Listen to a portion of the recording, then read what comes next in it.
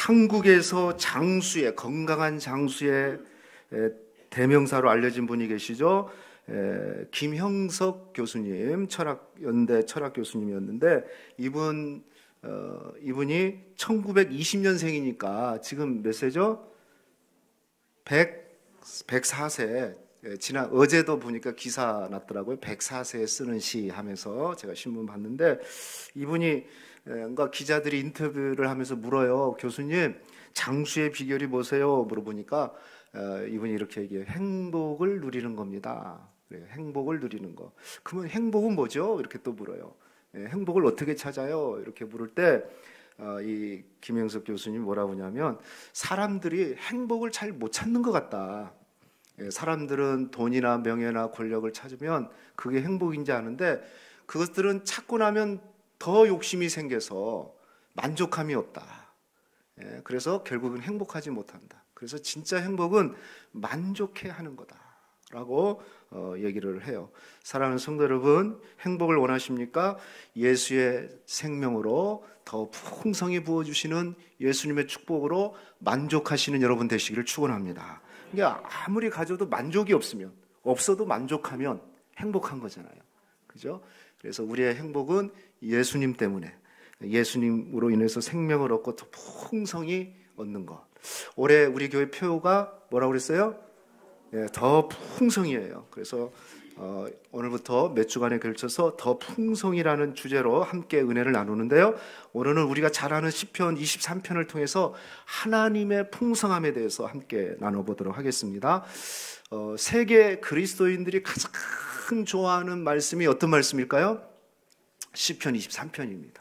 모든 그리스도인들이, 아마 이곳에 계신 분들도 시편 23편을 거의 다 알 거예요. 내용도 알고 너무너무 익숙한 말씀이 바로 시편 23편입니다. 거의 설명이 필요 없다 할 정도로 익숙한 말씀입니다. 요 23편의 말씀은요, 6절로 이렇게 되어진 짧은 시인데요. 구절을 보면은 먼저 1절은요, 다윗의 시예요. 다윗이 하나님에 대한 선언, 즉 개인적으로는 하나님에 대한 신앙 고백과 같은 거예요. 여호와는 나의 목자시니 내게 부족함이 없으리로다. 이건 하나님에 대한 선언이고, 다윗의 개인적으로는 마치 신앙 고백과 같다. 그리고 2절에서 5절까지는 그 선언에 대한 이유, 설명이라고 할 수가 있어요. 여러 가지 동사를 통해 가지고 왜 하나님을 목자로 삼은 자들이 부족함이 없는 이유를 2절부터 5절까지 쭉 설명을 하고 있어요. 그리고 6절은 이 선언에 대한 결론이다라고 얘기할 수 있습니다. 자, 그런 면에서 가장 중요한 게 뭐냐면 1절입니다. 우리 1절 한번 크게 한번 읽어볼까요? 시작. 여호와는 나의 목자시니 내게 부족함이 없으리로다. 할렐루야. 여호와는 나의 목자시니 내게 부족함이 없으리로다. 여러분, 이것만 되면은 다 되는 겁니다. 이것이 진짜 되면 여호와를 나의 목자로, 구약의 여호와라는 말은요, 언약의 하나님이라는 거죠. 신실한 하나님이라는 거예요.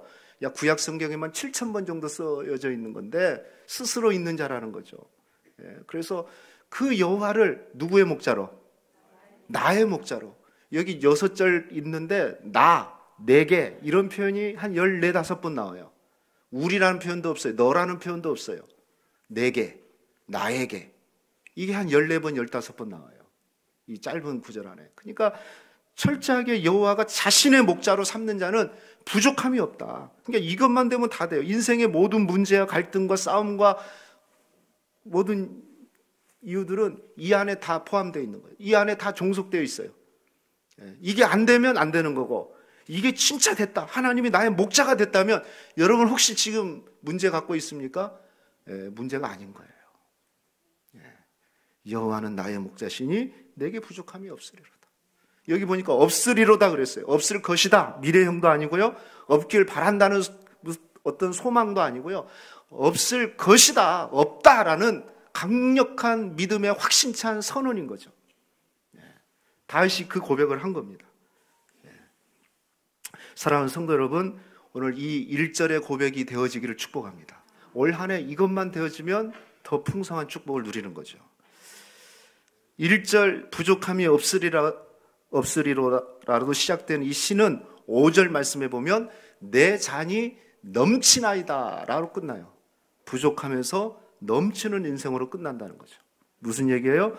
주님을 목자로 삼는다면 부족함이 없을 뿐만 아니라 그 인생의 잔이 넘치는 축복을 받게 된다는 겁니다. 다윗의 시라고 그랬는데요. 여호와는 나의 목자. 그러니까 다윗은요, 목자와 양의 관계를 너무 잘 알고 있었어요. 왜냐하면 어려서부터 다윗은 목동이었습니다. 그리고 그 양을 치면서 목동으로서, 목자로서 그 양을 보호하고 양을 어떻게 치고 양의 속성과 모든 걸 잘 알고 있었어요. 그래서 다윗은 이 고백을 하는 거예요. 그러면 여러분, 다윗 그래도 좀 들어봤잖아요. 다윗 왕이 부족함이 없는 삶을 살았을까요? 왕은 됐지만은 사실은 그렇지 않아요.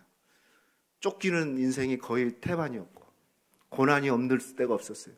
여러분 23편에 시편 23편에서 몇 편만 건너가면 33, 4편에 보면 목숨 건지기 위해서 이방왕 앞에서 미친 척하고 침 흘리는 적도 있었고 살기 위해서. 그런데 결국 그 모든 과정을 다 겪어보니까 결론으로 쓴 게 바로 이 고백이에요. 여호와는 나의 목자시니 내게 부족함이 없구나. 내 인생의 잔이 넘치게 되는구나. 할렐루야. 이런 축복을 누리시기를 축원합니다. 자, 그런데 여호와를 나의 목자로 삼았다는 것은 우리는 양이라는 전제가 깔려 있어요. 근데 우리가 양 보면은 푸른 초장 여기 보면 그냥 아주 깨끗한 양으로 생각하는데 성경은요, 양에 대해서 사실은 부정적인 영향이 많아요. 그래서 이사야 53장 6절 말씀 보면은 우리는 다 뭐 같아서? 양 같아서 그릇 행하여 각기 제 길로 가거늘. 다 양 같다. 우리는 다 양 같아요. 그래서 그릇 행하고 제 길로 간다. 제 길로 간다. 각기 제 길로. 여기 양 같다는 말은 무슨 얘기냐면 인간은요, 절대로 목자가 필요하고 목자 없으면 아무것도 아니다. 부족하기 한이 없는 존재가 양입니다. 양. 실제로 양을 키워보신 분이 양과 목자라는 책을 썼는데 양의 특성에 대해서 쭉 얘기를 해요. 그래서 많은 특성이 있지만 정말 부족함이 한이 없는 존재가 바로 양인데, 그렇게 부족한 존재를 넘치는 사람으로, 넘치는 인생으로 바꿔주는 그 하나님의 목자 되심의 사랑, 그 목자 되심의 은혜가 무엇인지 오늘 한번 우리가 세 가지만 집약해서 좀 생각해 볼게요. 첫 번째는요, 목자 되신 하나님은요, 방향 감각이 없는 양에게 길이 되어 주십니다. 여러분, 가끔 그 방송에서 보면 개가 뭐 어디 집 나갔다든지 아니면 팔려갔다든지 해가지고 며칠 만에, 때로는 몇 개월 만에 다시 집으로 돌아오는 아주 영리한 개들에 대한 우리가 뉴스를 본 적이 있어요. 저는 양은 동네에서 키운 것은 봤지만 우리가 직접 우리 집에서는 안 키워봤는데요. 소는 키워봤어요. 소는 키워봤는데 어렸을 때 초등학교, 중학교 때 이제 아버지가 소를 꼴을 먹이기 위해서 산에다가 막 갖다 놓으라고 말뚝을 박아가지고 오전에는 여기, 오후에는 좀 이동시켜서 이거. 이제 그 방학 되면 그 하는 일이 그거고 또 저녁 되면 소 다시 데리고 오는 게 일이었어요. 근데 어느 날 소가 없는 거예요. 가보니까. 말뚝이 빠져 있고 말뚝도 없고 소가 없는 거예요. 이제 큰일 났죠. 뭐 이리저리 찾아봐도 없는 거예요. 그래서 큰일 났다. 이거 소 이거 잘 보고 있어야 되는데. 그런데요, 집에 와 보면 소가 마구에 들어가 있어요. 소는요, 자기 집 꼭 찾습니다. 아무리 멀어도 산에다 갖다 놔도요, 나중에 오면 걱정하지 마. 아버지가 그래요. 찾아올 거야. 그러면 줄 끌고 마구로 들어와가지고 탁 있는 거예요. 자기 집 찾아요. 개도 찾고 고양이도 찾고. 그런데 유일하게 짐승 중에 제가 보면 양은 자기 집을 못 찾아요. 시력이 약해가지고요, 방향 감각이 없어요. 다 찾는데 양은 달라요. 자기 집을 찾을 수가 없어요. 길치 중에 이런 길치가 없어요. 왜냐하면 일단 시력이 약하기 때문에 고개를 쳐박고 앞에 가는 양만 보고 가는 거예요. 그냥 뭐 배를 볼 수 있는 게 없죠. 이 말은 무슨 얘기냐면 양은 반드시 목자의 인도가 필요하다는 거예요. 그런데 뭐라고 그랬습니까? 우리는 다 양 같아서. 그러니까 우리 인생은 다 목자 되신 하나님이 필요한 줄로 믿습니다. 그래서 오늘 2절 3절 말씀에 보면 그가 나를 푸른 풀밭에 누이시며 쉴만한 물가로 뭐 하시는도다? 인도하시는도다. 내 영혼을 소생시키고 자기 이름을 위하여 의의 길로 뭐 하시는도다? 인도하시는도다. 2번이나 썼어요. 양은 목자의 인도를 받지 못하면 먹을 것 찾지도 못하고요. 길이 어딘지도 몰라요. 방향 감각이 없어요. 양은 절대적으로 목자가 필요하다는 것을 지금 피력하고 있는 겁니다. 그런데 놀랍게도 이사야 53장은 우리는 다 양 같다는 거예요. 무슨 얘기일까요? 우리도 인생의 방향 감각이 없는 존재라는 거죠. 여러분이 지금 열심히 가고 있는데 그게 맞는 길인지 방향이 맞는지 생각해 보셨어요? 어떤 분이 해외 출장을 위해서 급하게 가방을 싸고 나와가지고 공항 택시라고 써져 있으니까 잡아가지고 탔어요. 빨리 갑시다 했어요. 근데 한참을 가는데 이 사람이 택시 기사님이 공항으로 가지 않고 다른 데로 가는 거예요. 기사님, 공항으로 가셔야지 어디로 갑니까? 기사님이 손님한테 그러는 거예요. 사장님, 빨리만 가자고 그랬지 공항으로 가자는 말은 안 했잖아요. 어쩌면 우리가 그렇게 살고 있는지 모르겠어요. 빨리는 가고 급하게는 가는데 과연 내 방향이 잘 되어져 있는가? 목적지가 분명하게 선명하게 저에게 있는가?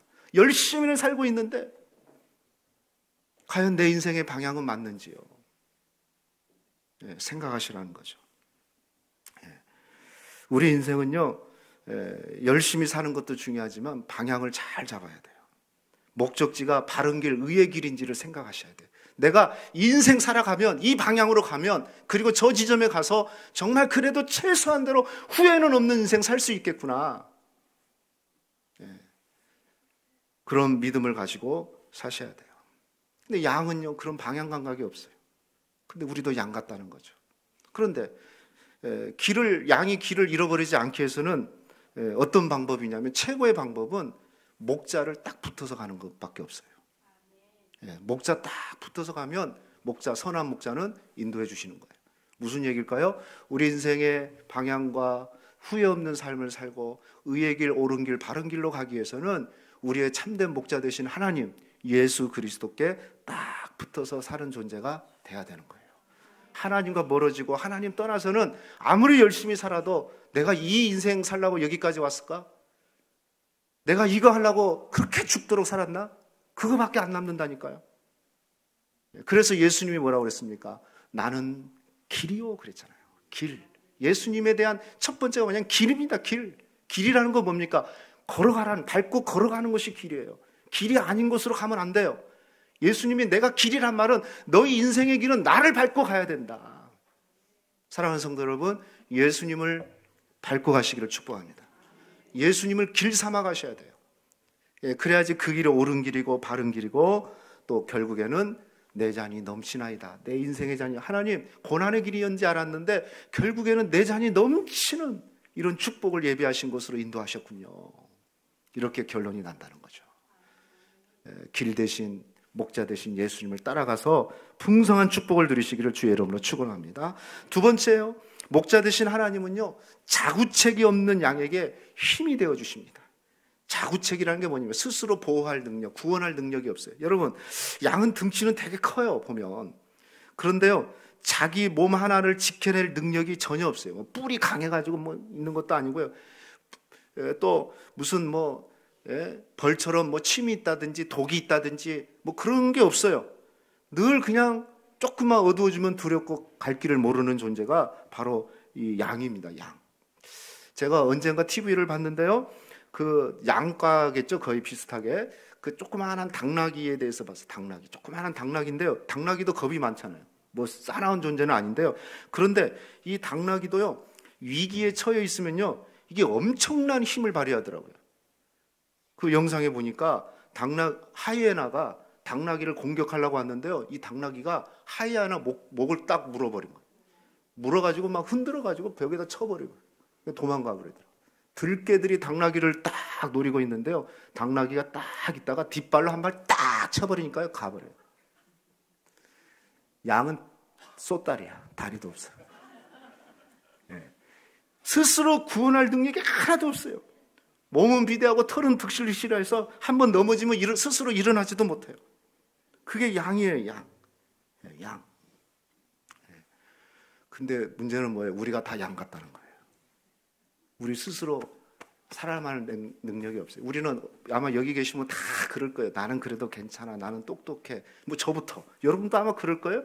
근데 주님 보시면 그렇지 않아. 너희는 양이야. 너희는 양이야. 스스로 뭐 해낼 능력이 없는 거죠. 그래서 늘 두려운 거죠. 그런데 오늘 4절 말씀 한번 볼까요? 4절 말씀 한번 보십시오. 우리 같이 한번 읽어봅시다. 시작. 내가 사망의 음침한 골짜기로 다닐지라도 해를 두려워하지 않을 것은 주께서 나와 함께 하심이라. 주의 지팡이와 막대기가 나를 안위하시나이다. 이런 양은요, 목자와 함께하며 아무런 능력이 없고 자구책이 없는 그 양도 목자와 함께하면 목자가 아무리 사망의 음침한 골짜기로 다닌다 하더라도 지켜주신다는 거예요. 그리고 목자에게는 두 가지가 있죠. 지팡이와 막대기가 있는데 구덩이에 빠진 것을 지팡이를 통해서 끄집어주고, 또 양을 공격하는 이리가 있다면 막대기를 가지고 때려주고, 이렇게 해서 안위하신다, 보호해 주신다는 거죠. 목자 되신 주님이 양을 보호해 주신대요. 그런데 여기 보면 사망의 음침한 골짜기라고 그랬어요. 여러분, 저 팔레스타인, 이스라엘 나라는요, 우리가 이 시편 23편 생각하면 막 푸른 초장 쫙 생각하는데요, 팔레스타인은 푸른 초장이 거의 없어요. 특별한 지역만 아니면 대부분 광야 지역이에요. 대부분 광야 지역이에요. 그래서 이 목자가 어떻게 하냐면 대부분 2인 1조로 해가지고 다음날 먹을 곳을 미리 예비해뒀다가 또 이동하고 그러는데, 그 목자가 이 골짜기를 지나가지고 높은 곳으로, 험한 곳으로 끌어갈 때가 있대요. 근데 이유는 뭐 여러 가지 이유가 있는데, 밑에서는 이 풀들이 그냥 평범한 풀인데 저 높은 계곡을 올라가다 보면은 거기는 영양 만점의 꼴들이 기다리고 있다는 거죠. 그래서 어쩔 수 없이 이 목자는요, 양들을 그 험한 계곡을 끌고 올라가는 거예요. 끌고 올라가서 왜 이곳으로 인도할까 하지만은 딱 도착하면은 밑에서 먹어보지 못했던 그런 영양가 많은 꼴들을 먹여주신다는 거죠. 할렐루야. 가끔 우리 인생에 그런 경우가 있어요. 하나님 왜 이런 길로 인도할까요? 왜 이런 고난을 줄까요? 우리가 사실 잘 모르죠. 그런데 지나고 보면 하나님께서 이런 계획을 가지고 계셨구나. 특히요, 이 험한 골짜기를 지나다 보면은 좋은 꼴도 축복이지만은 뭐가 은혜냐면은 목자와 양의 관계가 아주 밀착되어져서 아주 친밀해지게 되는 그런 축복이 있다는 거예요. 왜냐하면 골짜기를 지날 때는 딱 붙어서 가야 되거든요. 그래서 어느 때보다도 가장 친밀한 때가 언제냐면은 골짜기를 지나고 난 거예요. 저는 이와 똑같다고 생각해요. 우리가 하나님과 가장 친밀해질 때가 언제입니까? 문제가 없고 평범한 삶이 아니라 진짜는요, 고난이 있을 때예요. 왜 하나님 이런 길을 인도하십니까?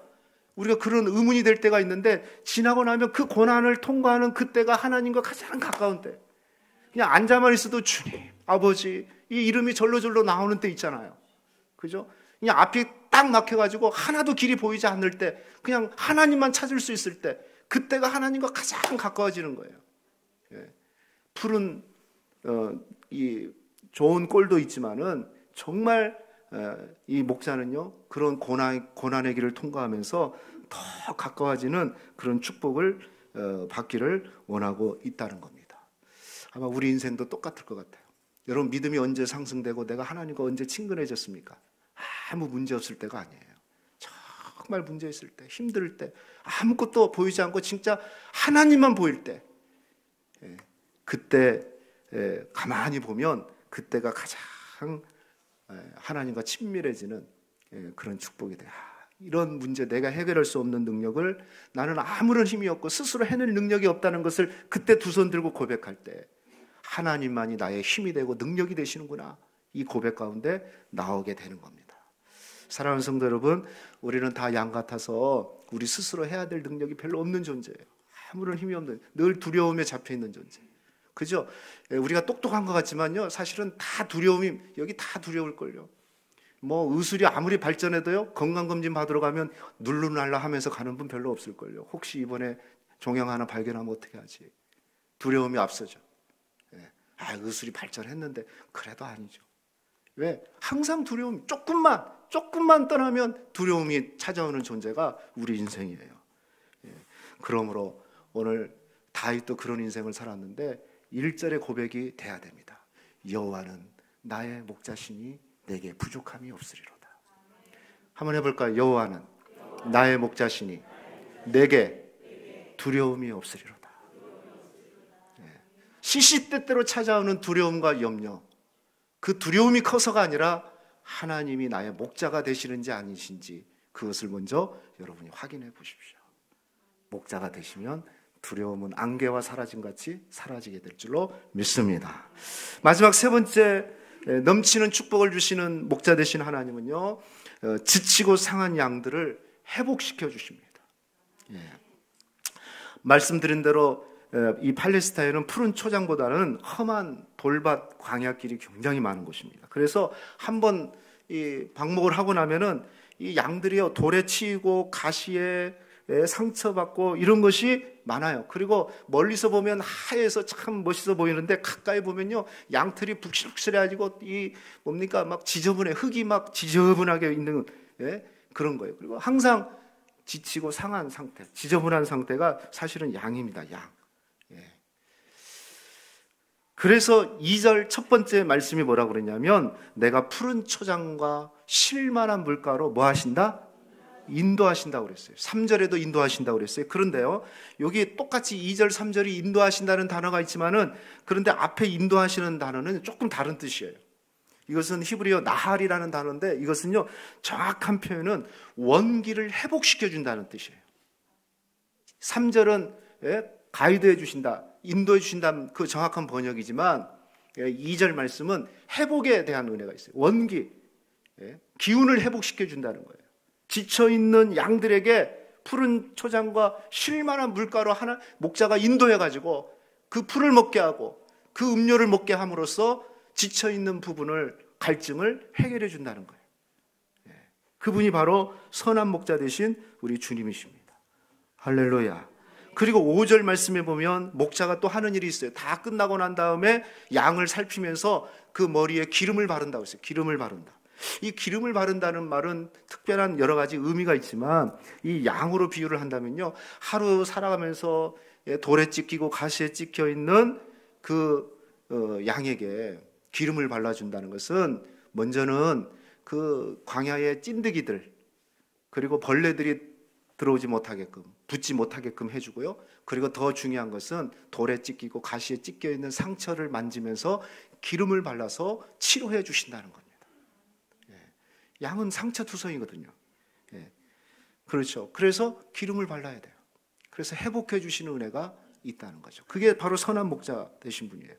우리는 다 양 같아서 그렇습니다. 우리도 보면은 우리 삶이 고달프죠.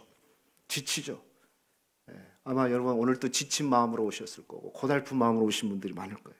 또 세상 살아가면서 문제와 관계 속에서 이리 치이고 저리 치이고, 아마 눈에 보이는 것은 별 문제 없어 보이는지 모르지만, 진지하게 얘기해 보면 보이지 않는 마음의 정신적인 상처들, 영혼의 상처들 아마 많이 나져 있을 거예요. 사랑하는 성도 여러분, 여러분이 지치고 상한 마음이 있습니까? 목자 되신 주님, 원기를 회복시켜 주시고, 그리고 기름을 발라서 우리의 상처난 부분을 만지시는 그 주님을 만나시기를 축원합니다. 특별히 성령의 기름 부으심이 있어서 눈에 보이는 것은 괜찮아요. 문제는요, 눈에 보이는 문제는 괜찮아요. 상처도 눈에 보이는 상처는 괜찮아요. 보이지 않는 문제가 큰 거예요. 그 보이지 않는 문제는 누가 해결해 주셔야 됩니까? 성령님이 해결해 주시고 우리 하나님이 해결해 주셔야 돼요. 목자 되신 주님께서 성령으로 기름 부으셔서 보이지 않는 여러분의 마음의 상처까지 다 만지시고 위로하시고 회복해 주시는 그런 축복이 있기를 축원합니다. 그래서 부족한 인생이 아니라 내 잔이 넘치나이다. 내 잔이 넘치나이다. 내가 주님을 목자로 삼았으니 내 인생의 잔이 이렇게 흘러 넘친다. 넘친다는 말은요, 초과된다는 거예요. 초과된다. 가득 차는 정도가 아니라 그냥 초과돼서 흘러 넘친다는 거예요.